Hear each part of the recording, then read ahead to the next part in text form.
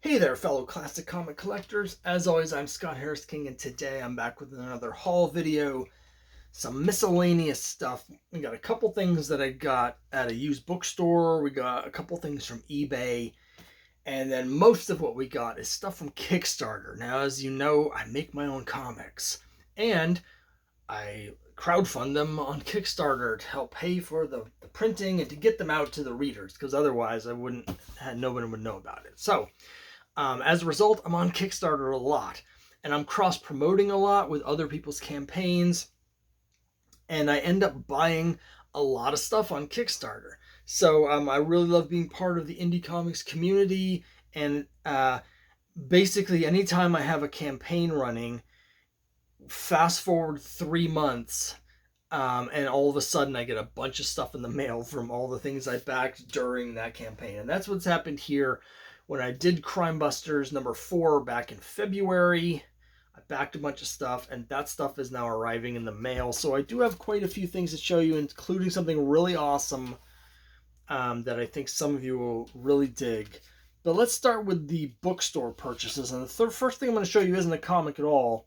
Now, they do have individual comics at this used bookstore, but I've been through them before. I already got the only thing there that was worth getting, which is a low grade Venom #1 Venom Lethal Protector with the red shiny cover. I got that for $1. You may see that in a future dollar bin trading challenge pool once I get that back up and running.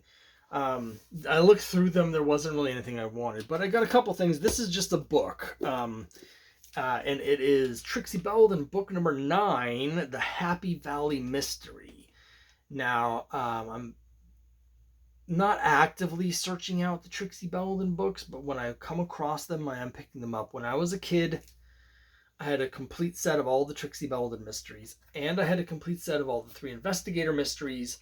And those were 2 of the biggest influences on me doing my comic that I do on Kickstarter, The Crime Busters, which is about a bunch of amateur detectives in school, teaming up to solve mysteries. And my character, Trixie Trouble, is an homage to Trixie Belden. In fact, the first image that I drew of Trixie was basically, of Trixie Trouble, was basically an homage to this corner box image of Trixie Belden. When I was designing what Trixie Trouble was going to look like, I was definitely looking at this and at some of the art from this artist on this series of covers. So, issue 9, book #9, I don't think I had, I'm not sure. I keep finding the same books for some reason. I have like 3 different versions of one of these books, even though I haven't found the others. Now, the last few books in this series, which I did have when I was a kid, are very hard to find. Basically, when I was first getting into the books in the early 80s, there was a printing at the time that was still in print from the 70 version from the 70s. And then in the mid 80s, just about the time I sort of moved on to adult books and sort of stopped reading this age level of books, right around that time, they put out 4 new Trixie Belden books that were written in the 80s. And those books are much harder to find than all the others, partially because they were only printed in the 80s as opposed to being reprinted for 40 years. But also, they just didn't sell that well, so that's why the series ended. So I haven't seen any of those. But anyway, when I see these, I pick them up. Now, this is comic related. I got this at the same place. It's really cool. It's Wrath of the Spectre. Now, this collects all of the Michael Fleischer and Jim Aparo stories from Adventure Comics. Now, at one point or another, I think I've had the whole run, but I no longer do. So when I saw this, it's $10. So it was originally $20 when this came out back in the 90s. Sorry, I said 90s, but actually, it's 2005. So when this came out in 2005, it was $20. It's half price at this used bookstore. It's in nice condition, and again, it's got the whole series and it's got some bonus material. And it also includes the Wrath of the Spectre series, which reprinted the originals, but then had new, this last issue had new stories as well. So those newer ones I have not read. So at some point I'm gonna dive into this. So that this was cool. You know, when I was a kid in the '80s, I had several of these issues of adventure. So, and I'm always happy to get the stuff that I had when I was a kid. All right, now let's move on to eBay purchase. I feel like I might have shown this once before, so I apologize if you've already seen this. I don't really remember because I've shown it to other people off of YouTube. It gets a little confusing, but it is the free comic book day issue of Crime Buster. Now, I was very happy to see this. It's from Comic House, right? Comic House has actually rebranded themselves as Lev Gleason. It's a comic book publishing company up in Canada, and they've basically taken all the Lev Gleason characters that are in the public domain and are doing a whole line of comics, theoretically, with them. Now, as of course you know, the comic that I make, the Crime Busters, Crime Buster is the main character. Crime Buster and Trixie Trouble are partners. And so I'm always happy to see other people using Crime Buster. And this in particular, this issue was teased. It was supposed to come out 2 years ago. It was solicited as issue 9 of a series where they only printed the first 2. And so they kept soliciting all of these issues that never happened. This is supposed to be setting up a Crime Buster 4-issue miniseries. I'll be shocked if that ever happens either, because you know, last Free Comic Book Day, I got a different Free Comic Book Day issue that had Crime Buster in it that was supposed to be setting up this big storyline. I don't think that was ever printed. The one before that also had Crime Buster in it in a story where he was teaming up with Captain Canuck, and that was supposed to lead somewhere. That never came out either. So I don't exactly know what's going on up there, but I was really stoked to see this. Again, I'm sorry if I said this all already. When I was sorting through my things to find the new stuff to talk about, this was in among them, and I couldn't remember if I had already shown it to you guys. But anyway, I finally came out for Free Comic Book Day. They did not have it at my store, so I had to buy it on eBay, but that's fine. And you know, the story's fine. It's very different from my version because I pick up the continuity of Crime Buster from when the series originally ended in 1956. So my stories start in 1956, right where they left off. Whereas this version of Crime Buster is set in, you know, it's modern day, it's today. So it's a very different take, but I really appreciate anybody that's trying to continue the legacy of these characters in a respectful way. And this is, you know, it's cool. Okay, and here's the part where we get to all the stuff that I've gotten off of Kickstarter, all the indie stuff. And there's some really good stuff here. Let's start with this. It's called the Evandris Theory from C.L. Zeno and Company. I'll show you the cover here. This is a person that I cross-promoted with a couple campaigns ago, actually. I don't think it was even this last campaign. It might have been the one before. I'm not really sure. But anyway, it just showed up now. It's a series of stories that take place in this sort of shared universe.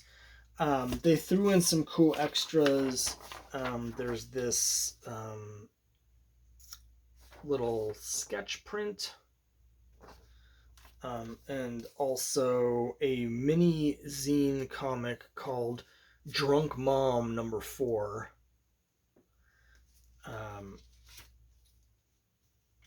Which is about a superhero who's called Drunk Mom. So anyway, and it's from Drunk Mom Comics. So yeah, it's always cool to see people who are following their passion. I love the energy, and I love it, you know, just the people that are just doing it, you know. It's great. Now, someone else that I have cross-promoted with, in fact, appeared here on the YouTube channel. So you may remember when I was had an interview with Cece Affini. Now, she is doing a comic called Mythfall, and I interviewed her about that a couple months ago. If I remember, I'll try and put the link here, but I'm not really good with that. And so I read the first issue already when she sent me the PDF, but I wanted the physical copy. You can see it's a really nice, like the printing is really nice. The art's really good. You know, it's a real professional looking package here. And this also came with some cool bonus stuff. There's a sticker, which is like some sort of reflective butterfly thing. But there's some really cool, I'm not quite sure what to call these, but they're almost like storyboards, like concept sketches of some of the worlds in the universe of Mythfall, which is a sci-fi series, but it's got fantasy elements as well. There's a whole like mythology, and you know, these are really cool.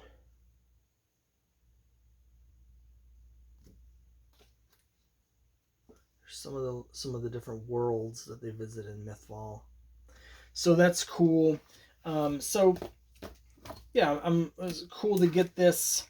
Again, you know, it just feels like it's got a good weight to it. You know, it's nice and tight and clean, and it's a cool looking book. I also got the newest issue of, speaking of books that are super professional, one of the top quality comics coming out on Kickstarter, in my opinion, is Nana the Werespider. Just great art, great stories, like absolute professional print job. It's just a really, really good package here. I'd gotten the previous issue of his Nana the Werespider when I met the creator at a convention here in Boston, the Boston Comics in Color that I went to last spring. And so I had seen him on Kickstarter before, but I hadn't bought the issues. But I got that issue, I read it, I was very impressed. So I picked up the newest one. I haven't had a chance to read it yet, but the previous one was sort of like an anthology, where there's different stories. There's sort of a horror bent. It's deeply rooted in African mythology.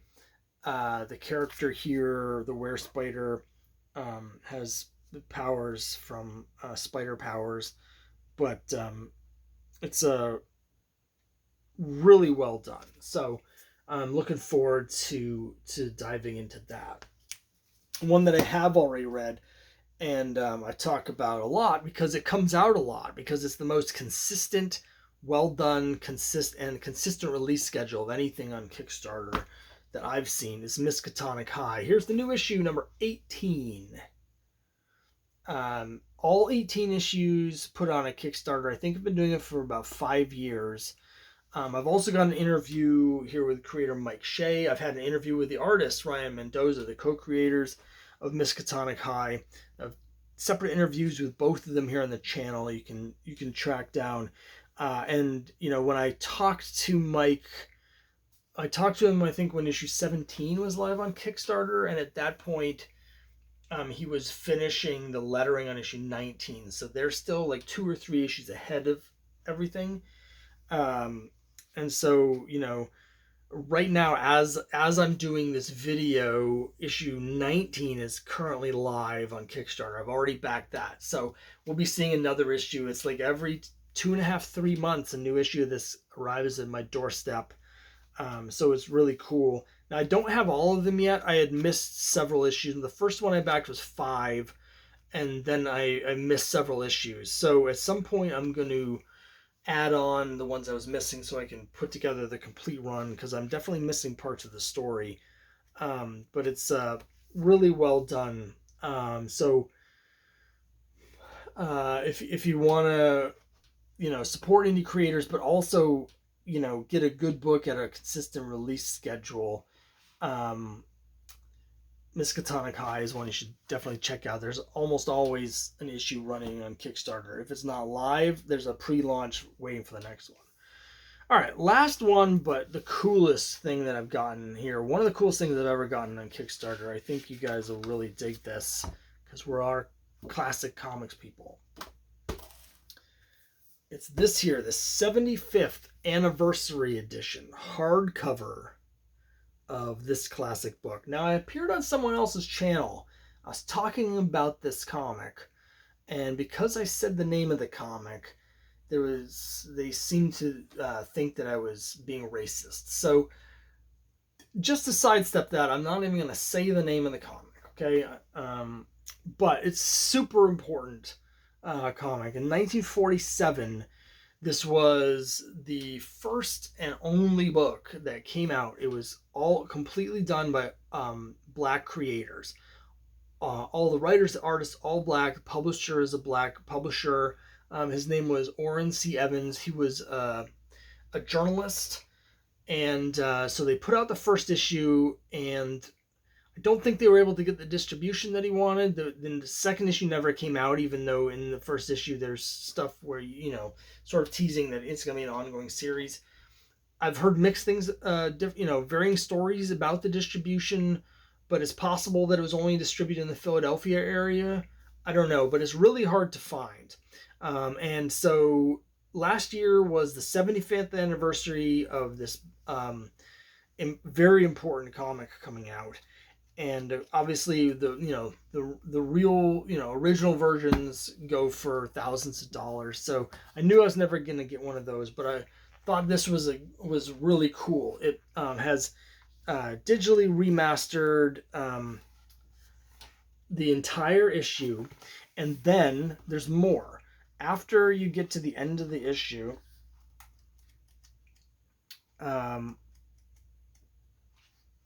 there's a really cool here, like for instance, here's the next issue ads. There's a couple ads at the end for the next issue which never came out, but there's an essay that goes into the history of the comic and the importance of it, and there's actually multiple essays. There's 2 or 3 different ones, and then wait for this because it's super cool. There's a bunch of new stories featuring the characters. This one's Ace Harlem, who's a private detective, featuring the characters from the original and continuing their stories. There's several of these, again, creative teams, black creators. There's a prose one. So just like the original Golden Age books, there's the 2-page prose story like they used to have back then. And then again, like all new stories featuring the characters. This is Sugarfoot.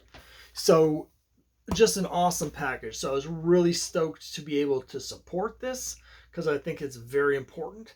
I was very stoked to get it because it's super cool. And it's a great book to add to my library. I got a couple things recently. I had that the Private War of Captain Willie Schultz. I haven't finished reading it. It's very heavy reading. But that was one that, after 3 years it finally delivered. But that's a book that I want, like an archive edition for my collection, for my library, if you will. And this is another one. Super happy to get this. This also came with a couple bonuses. Here's an Ace Harlem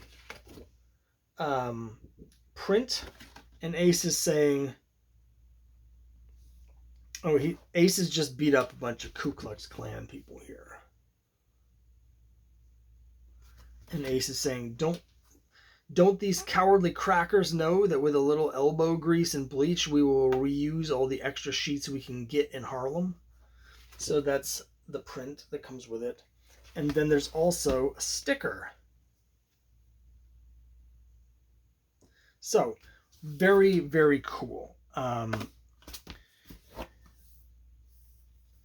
I think you can get this still. I know that the plan was to not just to do it on Kickstarter, but they were trying to raise enough money to be able to donate a bunch of copies to different libraries. But I'm sure that they were also trying to do more copies so they could sell them online and comic stores. So I don't know exactly how you get it, but if you didn't get a copy through the Kickstarter, my guess is you can probably look for it online and you'll be able to track down somewhere where you can order a copy for your library.